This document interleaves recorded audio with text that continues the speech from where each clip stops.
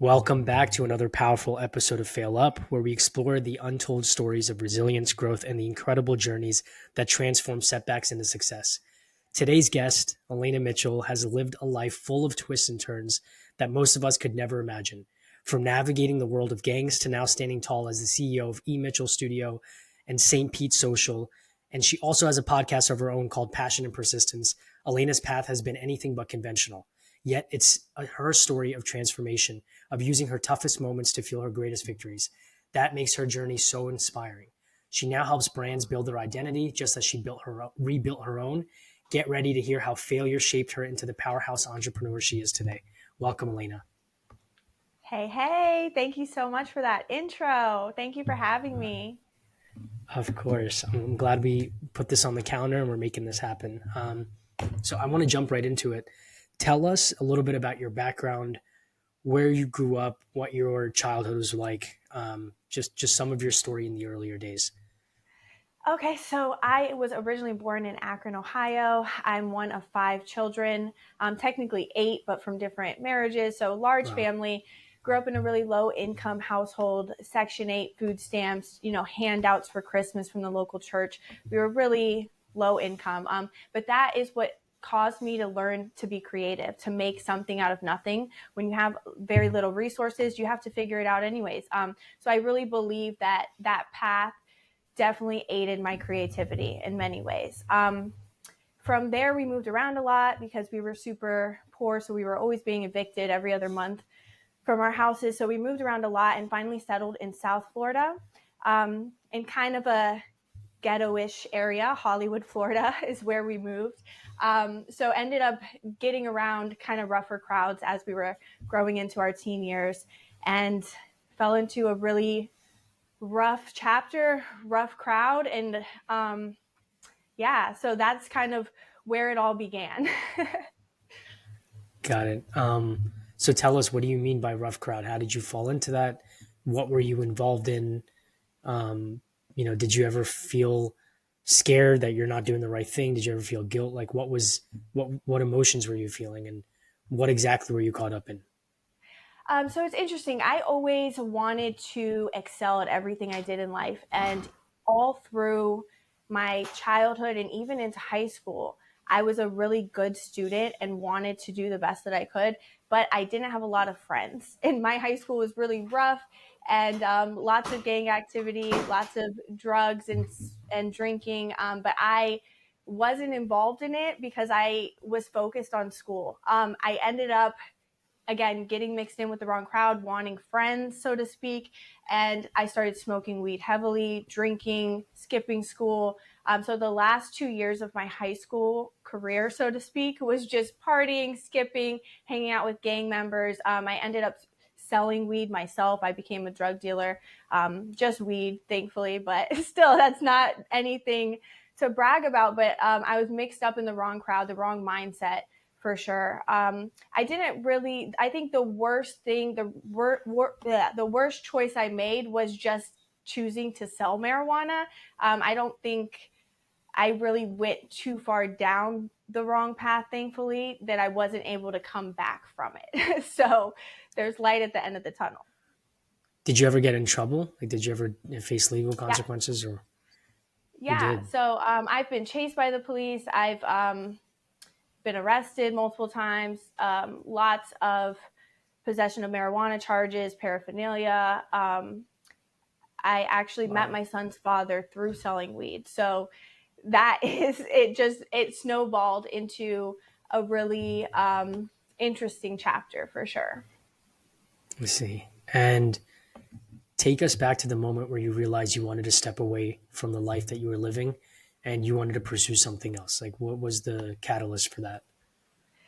Well, I always had really big dreams and goals since I was very, very little. And I realized how far away from my natural self I was being pulled by doing these other actions. So it wasn't until I found out I was pregnant that I was really like, it's time to change. Like, I cannot be a bad mom. I can't be a bad example for this child that I'm going to bring into this world. So definitely finding out I was pregnant was the catalyst for the change. And that's when I pulled out. I was also a model part-time when I found out I was pregnant. So I pulled out of modeling to start my business. Got it. How did you get into modeling? Um, I was around 2021 when I got into that. And it was just always a dream of mine. Like I said, I've always had big dreams and aspirations. It was something I'd always wanted to try. So I just started going on casting calls and started getting booked pretty frequently in the Miami area. Got it. And when you were pregnant, did you ever have a moment where you were contemplating abortion or not having the baby? What made you want to? Was it personal values, or what made you decide to have the child? Um, That's such a in great the end, question. In the community I grew up in, abortion is very common. Most people I knew in high school have had multiple abortions. And when I told people I found out I was pregnant, that was the first thing everybody said was, "Are you going to take care of it?" To me, I have a strong foundation in faith. I'm a Christian. I don't believe in abortion. I believe in life. And that never once crossed my mind to have an abortion. I knew from the minute I found out my world's about to change and I'm going to follow through with this no matter what anybody says. But basically, everybody I knew thought I should take that other route. wow, that's crazy. But you weren't influenced then, and I guess that was kind of when the empowerment started. Absolutely. 100%. Um, what would you say from your past experiences, especially being involved with drug dealing and the gangs? Do you think anything from that world prepared you for the business world? Any skill sets, anything else? Absolutely. I've always been an entrepreneur since I was really little. Before I sold weed, I sold art and clothes, and I've always just found things I could sell that I love to do. So in the drug dealing world, it was just a part of my business personality coming out, probably in the wrong way, but I did learn a lot and how to deal with rough personalities. I think it definitely street smarts are important even in business. Yeah, understood. And tell us about your entrepreneurial journey. I know, of course, failure is a key thing that we talk about in the podcast. We have a lot of younger listeners, people that are discouraged from starting things because they're so afraid of failure rather than embracing it. And just in general, in the social media age, you see perfection, right? You see the highlights of everybody's lives. So tell us about any failure that you've experienced, on your entrepreneurial journey that you think in the end led to a bigger success. Such a great question. I think a lot of people that get into the entrepreneur space fail with finances, and that is the first thing that turns them away from it. And I have gone through that a lot in the beginning phases of building a business and still sometimes go through it because there's ups and downs in the market. There's life circumstances that come into play. And so just learning how to balance that side of the business. And then as far as um, opportunities in business. I have worked with some really big names in the business world, but I've also dropped the ball with a lot of big names. And that has taught me a lot of how to nurture those $1 million relationships because you never know what bridge you're going to burn by dropping the ball. Understood. Yeah, that's something that I'm definitely learning in entrepreneurship. You can be one way in your social relationships, and you show up. I don't want to say it's easy. Of course, you have to maintain relationships, but business is tricky because you can have the purest of intentions and still drop the ball, right? Like things that you don't anticipate, lack of experience, and just curveballs being thrown at you, and now people are questioning your integrity, even though you had pure intention. So yes, it's definitely it's difficult, and I can relate. 100%. We all go through it. Yeah, I'm actually writing a book called $1 Million Relationships where I talk about the fails of dropping the ball with those really high end clients so that other people don't have to face that in the future or maybe can learn from my mistake. Yeah, 100%. When is the book going to be? Do you have a release date yet? No, tentative. I'm hoping before the new year. So probably January 2025. Got it. Okay. So it's going to be in the works. Do you have any other books that you published, or is this your first one? This will be one of 3 that I'm working on, but I have published children's coloring books on Amazon and also Wow. success journals are available on Amazon as well that I've published. Got it. Got it. Wow. Okay. So when did that start? And what inspired you to write children's books? Did it have anything to do with your childhood, or what led to that?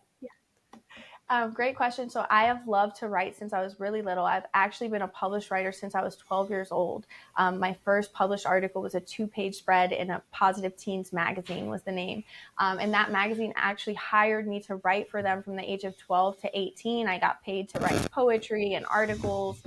They would even publish my art. So writing has always been a huge part of my life.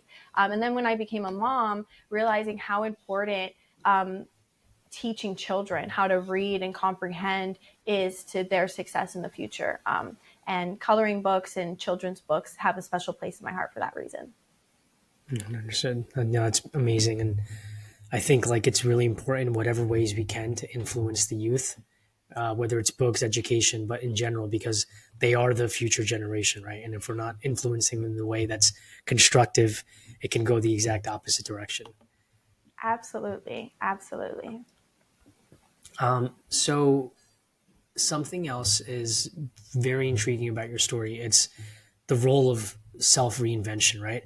And a lot of people have an identity crisis multiple times throughout their life. And identity crisis is hard to cope with. Sometimes you're really questioning, you feel lost, and you feel stuck. And it's a transformation, but ultimately it is a huge form of reinvention. You reinvented yourself completely. Were there moments where you felt stuck or you felt lost, or once you decided that, like, this is what I want, this is what I want in life, you just pursued it? How did you deal with reinventing yourself? Did you have doubts throughout that journey? Yeah. Such a great question. That actually gave me full body chills because that is one of the hardest things I had to face was figuring out who I am away from what everyone else thought I was. And the easiest way for me to figure that out was to get away from everyone I knew and everything I was used to. So I actually moved 400 miles away from my hometown all alone with my son, knew nobody, and started a whole new life because it's hard to escape the label that you've already placed yourself under through the actions of your past. So now to reinvent yourself, you have to remove everyone and everything you knew to rewrite that story. Yeah. Yeah, the environment is everything, right? You're the average of the 5 people you spend the most time with. Did you, when you started out and you moved, how was it with meeting new people, making new connections?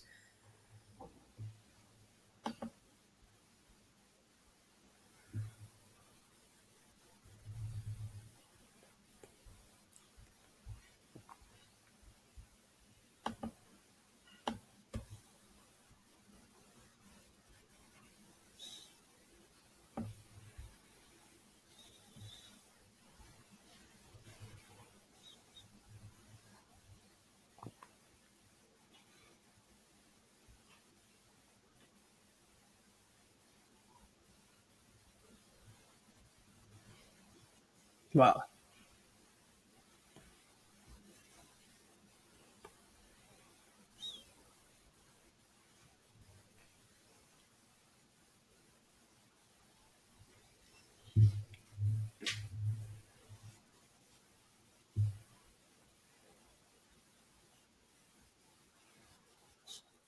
What's your relationship with them now? Did you fix everything? And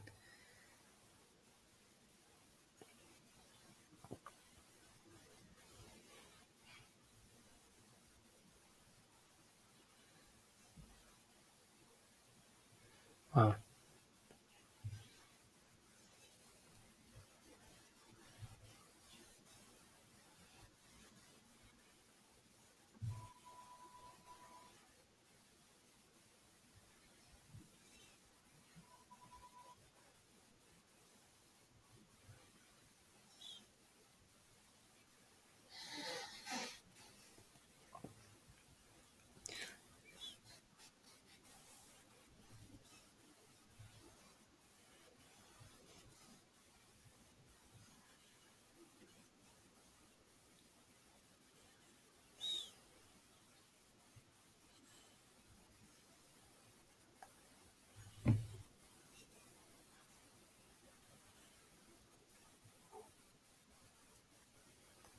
Yeah.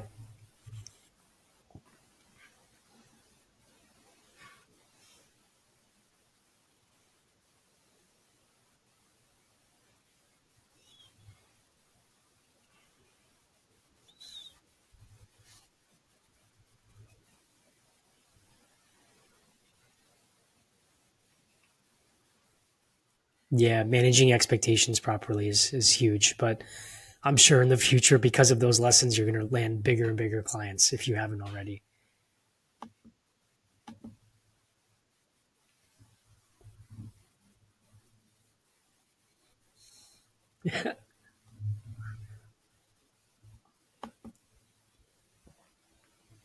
It's amazing. Um, so, how do you stay grounded while running two successful companies? And what inspired you to even begin into, like, of all the things that you could have pursued, right? Um, why specifically was it marketing? Was it because of your personal network being expanded through social media that you were like, this is of interest to me? Or what inspired you to launch companies around the aspect of brand identity? Of course, it's becoming bigger and bigger, but why that? And how do you stay grounded in the chaos of running two businesses?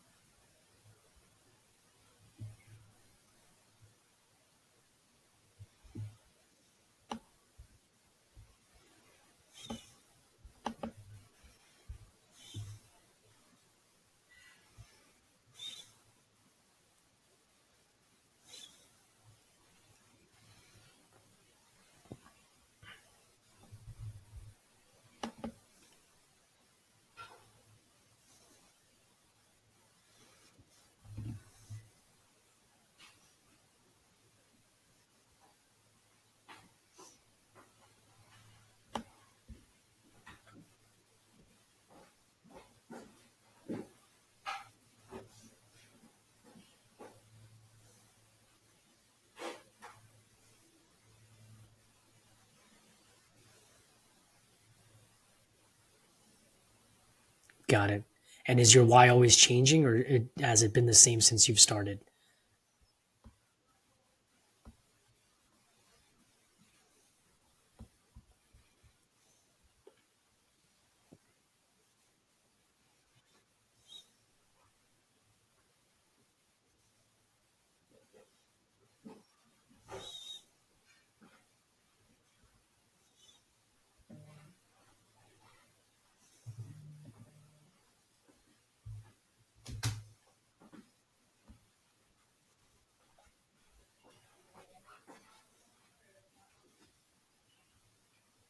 Amazing. And of course, you've gone through the journey yourself, so you're extremely qualified to help people with that. I had somebody that was a guest a couple weeks back, and they were talking about just domestic abuse, spotting red flags in relationships, and it's unfortunate, but I have a lot of girlfriends that I hear this from. You know, even if it's not physical abuse, it's a lot of verbal abuse. It's gaslighting, and unfortunately, I think there is a it's not making men's lives easier or women's lives easier, right? It's forcing women to have a guard up when approaching men, especially when they're younger and looking for relationships, long term relationships. And for men, um, it's uh, it's also difficult, right? Knowing what the right thing to do is. They have their own trauma they need to work on. It's not completely normal yet for a man to openly speak about his emotions. It's not very macho. So I want to ask you, through your experiences, and of course you're working, what's the difference between a healthy feminine and a toxic feminine?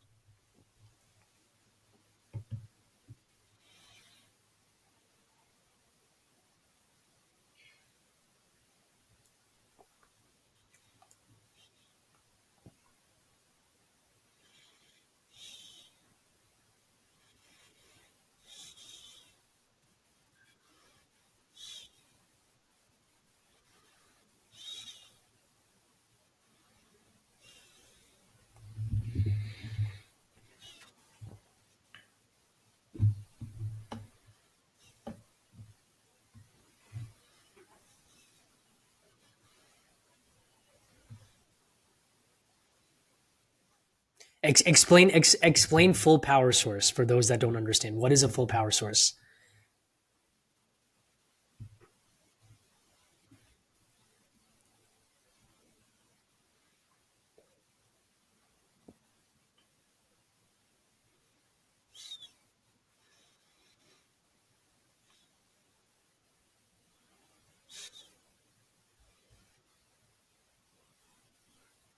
Yeah, no, 100%. And what do you say to young women? Because the sad reality is people are starting to, through conditioning and change of values, it seems like in America in the last couple of decades, women, their income levels going up, they're becoming more independent. So there's less need for a man you know, for the financial aspect and the financial security, right? So what would you say to women that are like, well, I earn more money than my man, or I don't need a man, I can take care of myself.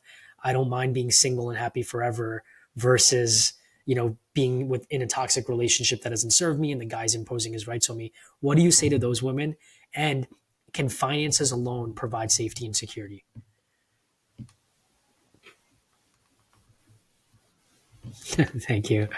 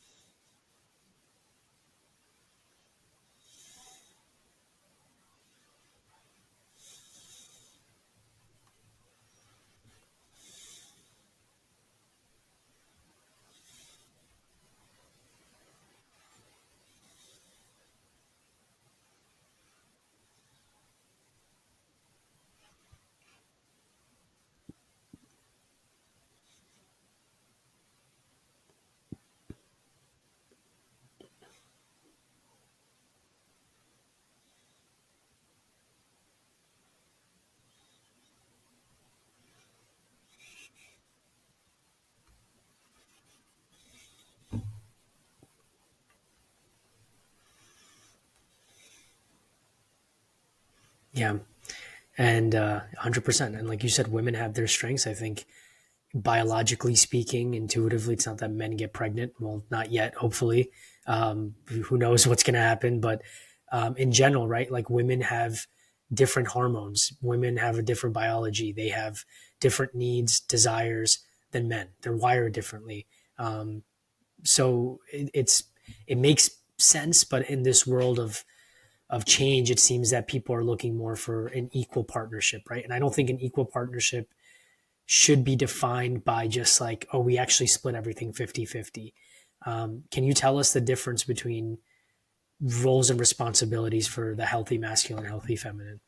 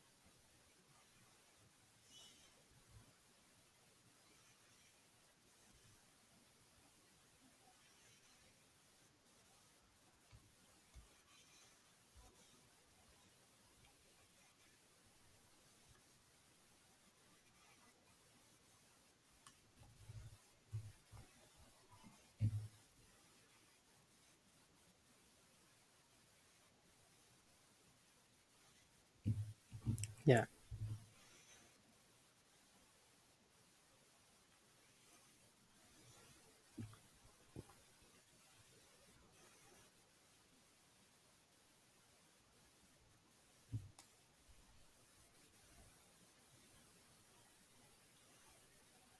To let go. Yeah.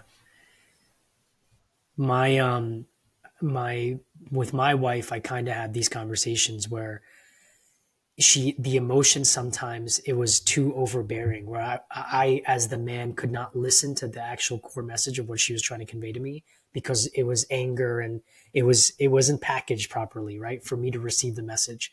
So I was like, listen, I your message is intuitively correct.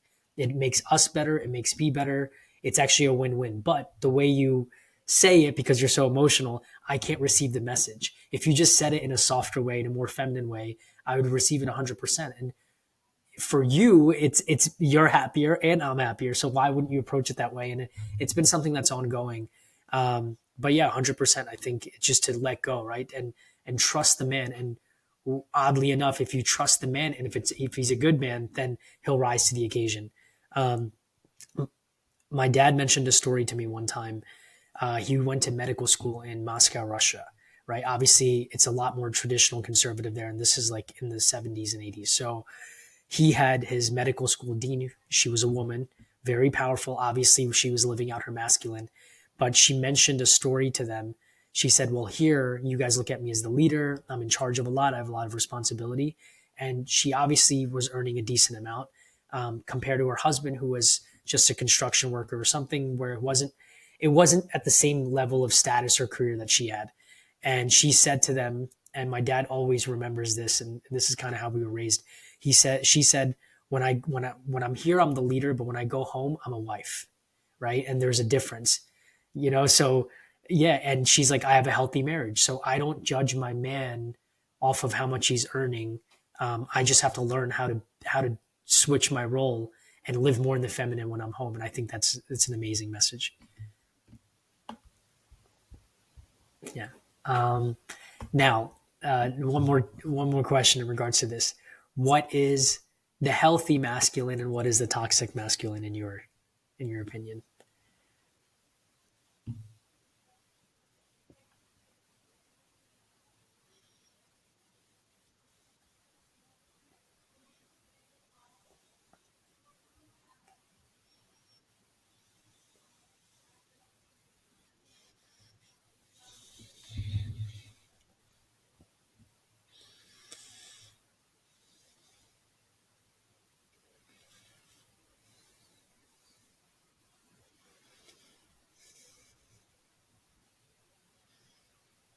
Yeah, so it's finding the balance. As a Christian in this day where it seems like faith is becoming less of a priority for society in general, even though times are becoming turbulent, there is division. Why do you think? Well, first of all, what does faith play? What role does faith play for you in your individual life and in your family life, your professional life? And then why do you think, or do you not think, society needs more God and love and religion?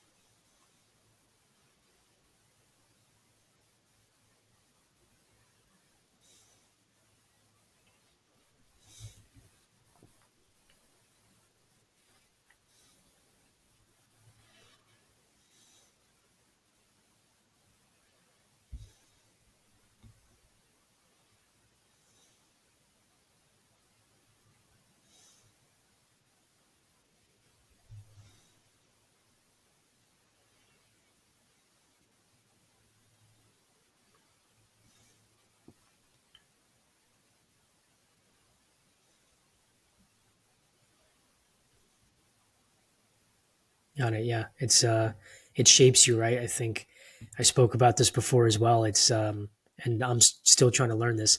If you ask God for more patience, He's not just going to instill patience. He's going to put you through situations that require you to have more patience, right? So we want more success, but it takes a certain version of Elaina Mitchell to acquire that type of success, and that's really how it works. Um, in this society, and the politics, wars, everything happening around the world, why do you think it's important for us to be centered with God, as a society and as a country?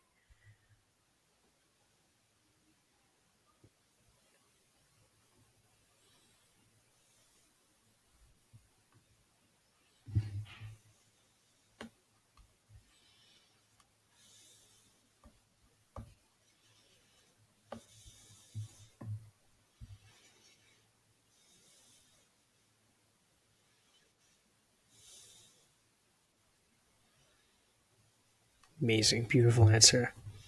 Um, if Before I actually get to this question, what is your, you mentioned the long term vision of all the things you're working on. Tell us a little bit about, real quick, before we jump on. I have one more question for you after this. The Why is brand so important? And I'll tell you why, from my perspective, why I'm realizing the importance of brand. This is one of the reasons why I decided to pursue this podcast, which I probably should have started a while ago, right? Better late than never. Um, I've always invested in marketing and advertising, and it's always kind of like a game of you're chasing almost, right? And I'm realizing the people that started building brands years ago, their life is it's like disproportional to the effort versus the success that they're getting. And I'm realizing that brand is so crucial in this day and age. I think, again, you're playing an uphill battle if you're not building a brand. So tell us little bit about the importance of brand identity, why people should have a personal brand, and why they should be investing in their personal brand.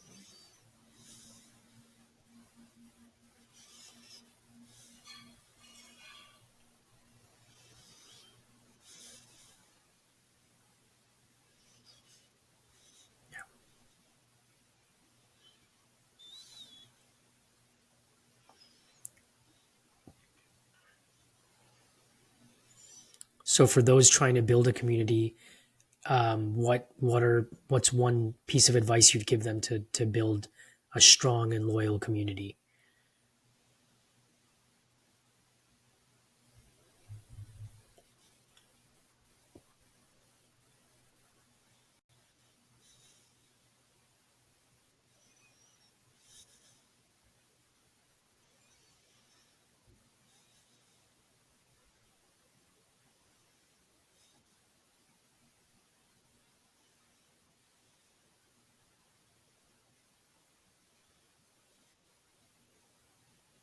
Amazing.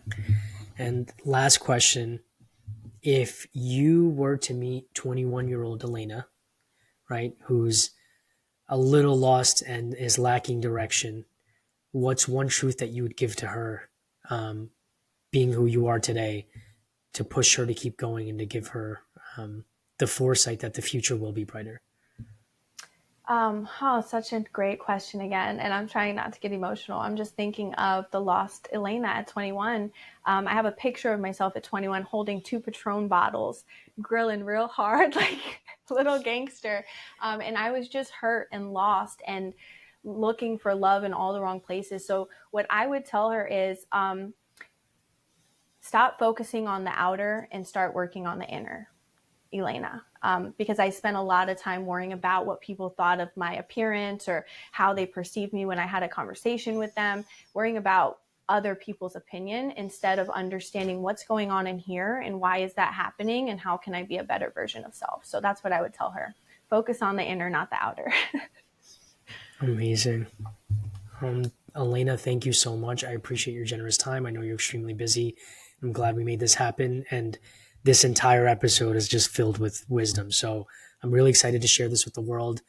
I will include your Instagrams, but what Instagram handles and your different brands, but what's the best way for people to follow your journey and stay in touch with you, reach out to you if they're looking to build a brand as well?